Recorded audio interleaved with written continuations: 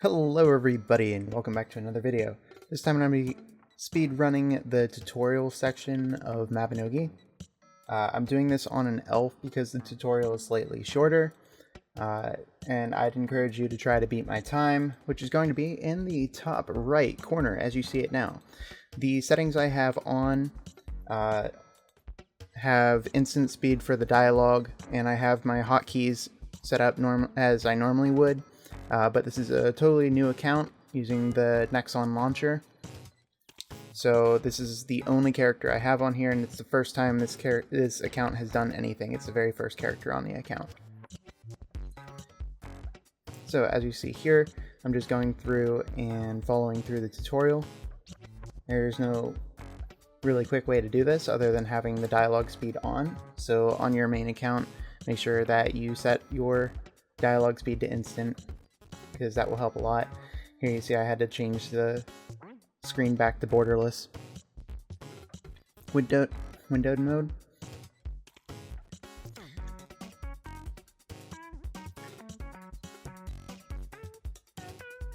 I have it enabled for me to control click to use the items and auto equip weapons. So that helped me out in this small section here where I was able to control click. I'm skipping all the cutscenes just to save time.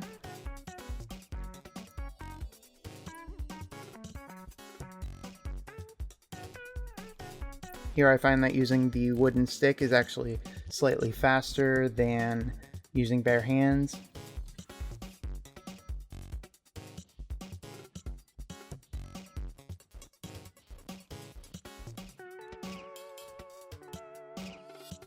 This one got away from me a little bit. Alright, moving on to the next section here. Gotta open the skills menu. There we go. This part you can cheese a little bit because it only needs you to it only requires you to load the defense skill, so I load it very quickly and cancel it and hit the raccoon again before it gets unstunned from the first attack. This section I think I've goofed up a little bit. There's a couple of times where you have to actually wait for the quest. And this one's a little tricky with the dialogue options. The next one I just breezed through. But it's the next one that I messed up on. The counterattack I kind of goofed up.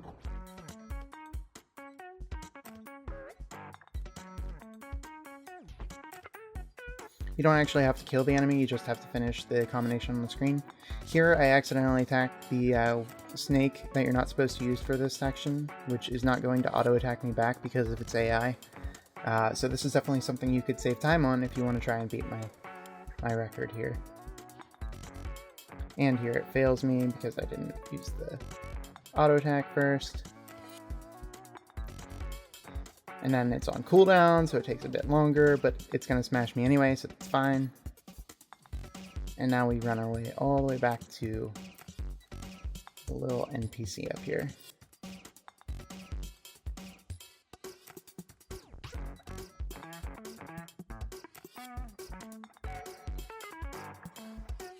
Now we're supposed to use the snakes for the windmill. I'm not even going to wait for it to load counterattack, we're just going to go straight through.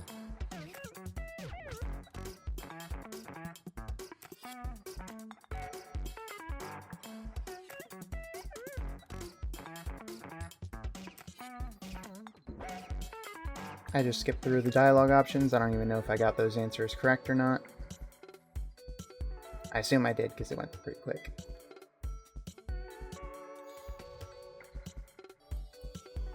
Again, having the dialogue speed on instant is really key here, skipping a lot of the dialogue options.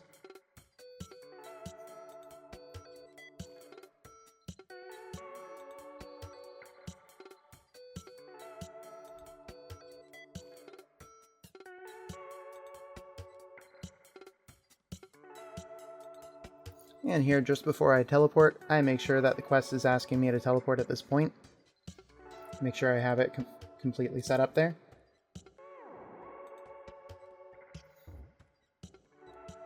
Just skipping the cutscenes again. And this time we're talking to Duncan. There's a video about all the things Duncan can do on this channel, if you feel like checking it out. Very important for new players. but not so important for me, as now we're going off to talk to the church lady in Dillium, who will want an egg from me, so I preemptively bare my hands, ready to wait on the chicken to lay an egg. Don't ask me how, but ranking the skill up makes the chicken lay the egg faster. So as we do not have the skill, it's going to take us a while. Still much faster than in real life.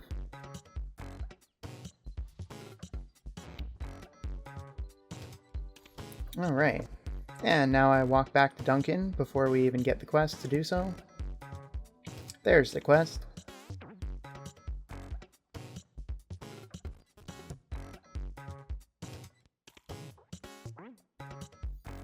And here we go. Off to the races. The next quest is going to have me talk to several NPCs, and I make a pit stop along the way for a, well, actually, we gotta select the talent and then rebirth, and then we're gonna go on the long talking to several NPCs thing. This I'm not interested in. I clicked no out of habit, but it wants me to click yes. Alright, let's go rebirth.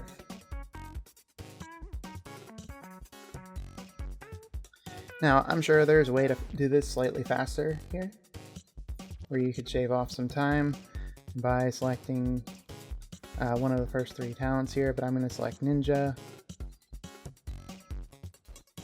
Makes it easier for me later on. Maybe not so much for you. Of note, the first 2 rebirths you do on the first character on your account give you all the premium options unlocked, so this rebirth and when you first create the character both allow you to have all the options, so you can select any hairstyle, eye color, anything that you want. But after this point, you're now locked into any of the options that are not premium, so you won't be able to change anything beyond this point. So I advise that if you want the gender swap achievement on your journal, that you start the character as whatever gender you don't want it to be, and then when you do this rebirth, you set up all the options like you actually want the character to be as, and swap the gender. So in my case, I could have swapped the character to male here, selected any of the premium options I wanted, and then continued on. Here we're going to go talk to Fergie, and after we talk to Fergie, we talk to the hotel staff, Nora. And then after that, it asks you to talk to the general shop manager, Malcolm, I believe his name is. However, I make a quick pit stop here after talking to Nora. And I talk to this NPC right here about skills to get production mastery. There's no reason behind this. It's actually a waste of time. You can just skip past this during your speedruns, but I find it's useful if you plan on using the character in the future. There's another quest I plan to do on this character later on, so I figure while I was in the area, I would go ahead and get that one out of the way. Here we talk to Malcolm, he gives us some stuff, and then we leave. And here's the most important part, is getting the pet horse.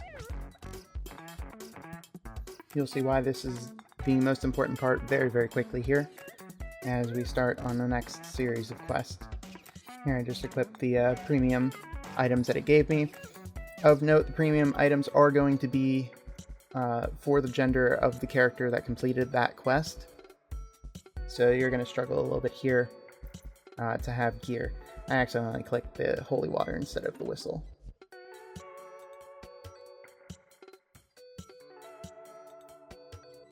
Alright, and now we have the pet horse. After completing this quest, we're going to go ahead out and go talk to Duncan.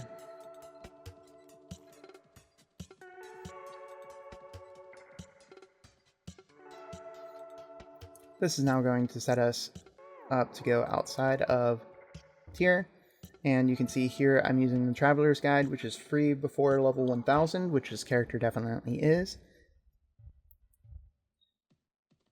We're going to go to the logging camp in Dugald Isle, and this allows us to talk to Tracy very quickly. After talking to Tracy, the very next step of the quest is to talk to Lorna and Pan, specifically Pan, in Dunbarton. Well, how do we get there? Well, let's use the Traveler's Guide again, click on Dunbarton. Better get used to this button here, because we'll be pressing it a few times. If you can find a faster way to get to these different areas, feel free to use those. However, as this is a fresh account, there's not going to be any warp imps able to be used. Doing this on the second character is significantly faster, as you already have the pets available to you, because you only get the pets for these missions one time, and one time only. Here I get kind of stuck because I am waiting for a quest. As you can see up in the top left corner, just about, I have the quest window open and it says to complete the Missing Townfolk quest, which I do not have yet. So I'm kind of stuck, so I decided to change channels to see if it'll give me the quest. After a quick little frowning face in the chat. Alright. Shortly after logging into the new channel, it gives me the quest. It's still with a delay, but we'll take it, you know, at least it's going to give me the quest here. At some point. I think about going and doing a quest, and here we go. It gave me the quest I needed. So now we're going to go back to Albie Dungeons Moongate. I type in Albie, it's case sensitive, please remember that. And I get my horse out, and we're going to go talk to Tracy in his nice little suit of armor. I realize at this point that right-clicking is not working to change the direction of my view. I'll address that here in just a moment. But we make our way back to the dungeon lobby. Or so I thought. You could definitely save yourself some time here if your mouse decides to keep working. I try alt-tabbing out of the game and back in, and that does not work. So we're just going to use the WASD controls to move my character around. As you can see, my right click is not working at all.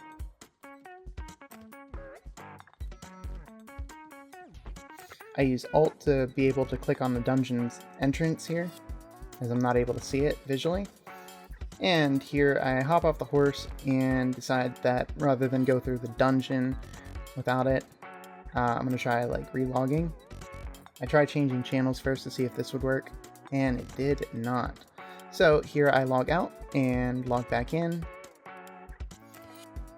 There we go, we've logged back in, and now my right click is working.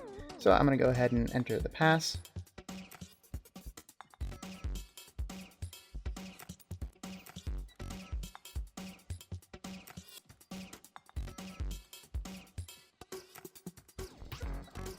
And now I am shift clicking to make sure that the pet is attacking, as it does significantly more damage than the player character does at this point. I get slightly annoyed that the pet isn't finishing the mobs, so I go ahead and open my options here to set that up. I'm trying to find it here in the menu and trying to continue killing the mobs while I'm looking for it. It's in the etc tab, so I won't actually find it here. But eventually I realize that, and we go ahead and select that. We find the option, we hit OK while we're continuing to do the speedrun, and from this point on I won't have to worry about finishing the mobs, the pet will do it automatically. I'm going to grab the boss key here, call the pet back to me, and we're going to go open a few dungeon rooms here. Skip a couple of cutscenes, kill a spider, skip a couple more cutscenes, go talk to Tracy. Again, pet much stronger than the player character.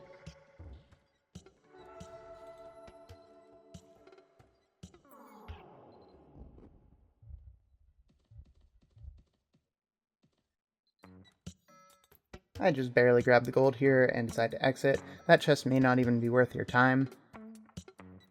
Save a second or two on your runs doing that.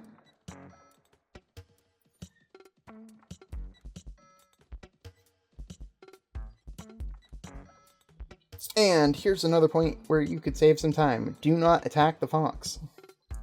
As I'll find out here shortly, you cannot transport while you're in combat, and me attacking that fox significantly brought down my clear speed here.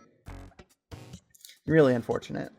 Now I'm going to have to wait until I am considered out of combat, which is often like 30 seconds or so after having not attacked or been attacked.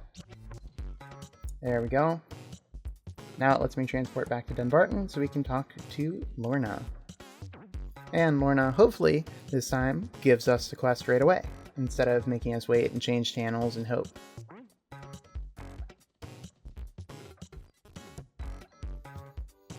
There we go. So we've completed this quest. I go ahead and use the speed potion even though it's not going to do very much for us.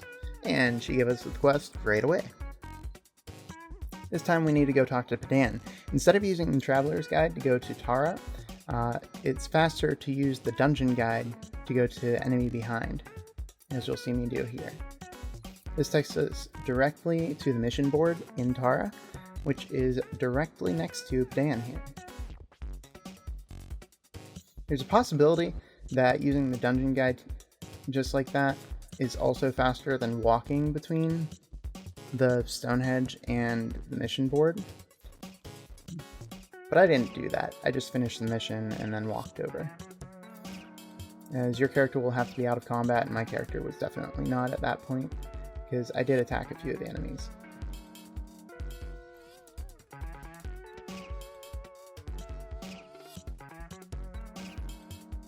You'll see here another thing I do is switch the AI of the horse here in a moment, as I realize that it's going to try to attack anything that I attack, rather than obey my command.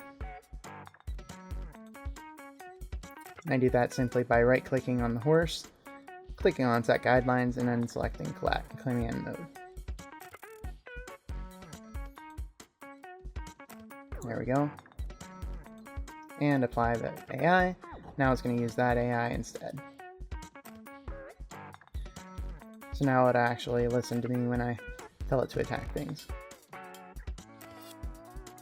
And I see the enemies just left there, so I go ahead and let the pet attack it. Of course I hit it as well, which means I'm going to still be in combat for the next 30 seconds or so, which would prevent me from using the Dungeon Guide here to teleport this distance. It all depends on your load speed too, whether walking or teleporting is faster, I suppose. Here I go back to Dunbarton. As we can see, I'm still considered in combat. So you can really save a lot of time on your speed clears if you don't actually attack anything with your character. Who knew?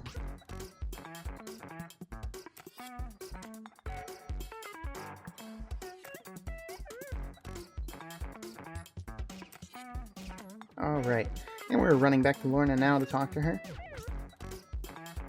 It does give you some feathers to teleport you around, but I'm not really sure they're more helpful than using the Dungeon Guide and the Traveler's Guide to warp around. Now, the next mission is going to have us talk to Andrus. Andrus? Which is it? Doesn't matter. Nice little NPC over in Tailtean, and the closest moon gate to her is the Tail Moon Gate. Alright.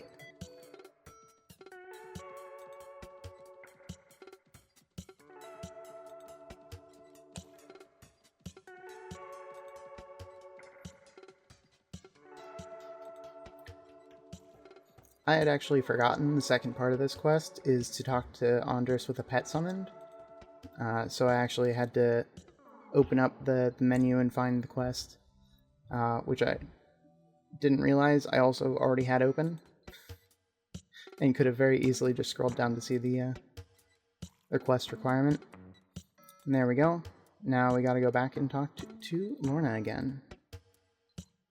Making some really good use of this Traveler's Guide here.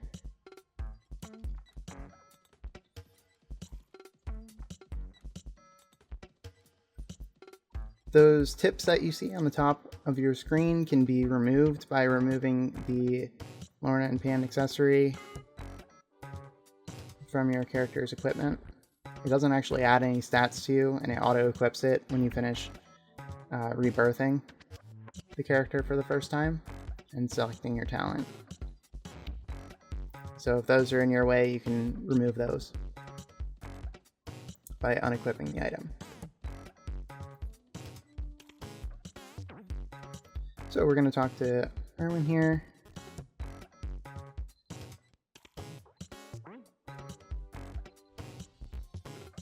He wants us to open the party menu, which we do, and then it's back to talk to Lorna. And I believe this concludes the tutorial missions, but we're not done yet. Officially, the tutorial concludes once you've unlocked Generation 1 and the Blanid Memoir quests. Not Memorial, Memoir. Hard to remember.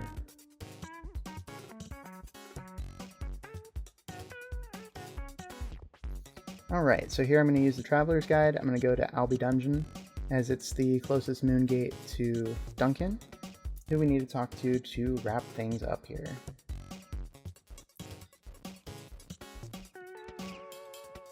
You also might be able to do this slightly faster if you have the Eagle mount, which you do have a whistle for from doing the quest line here. So if you use the Eagle mount, you might be able to get to Duncan faster.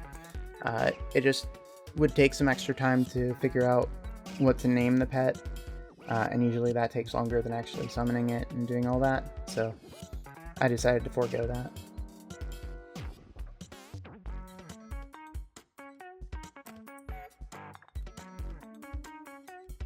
And here we go. At this point, I would consider the tutorial completed once you start the cutscene for Generation 1, talking to Morrigan. So I hope you guys enjoyed the video. I hope you guys can enjoy completing this speedrun and beating my time, which again you could see in the top right corner. The next video on this channel is going to be what to do after this point. So if you're new, you're definitely going to want to subscribe so that you know when that video goes live. We're going to be using this character to kind of show that off and give you some really powerful hints and tips for what to do next after you finish the tutorial. Have a good one, guys.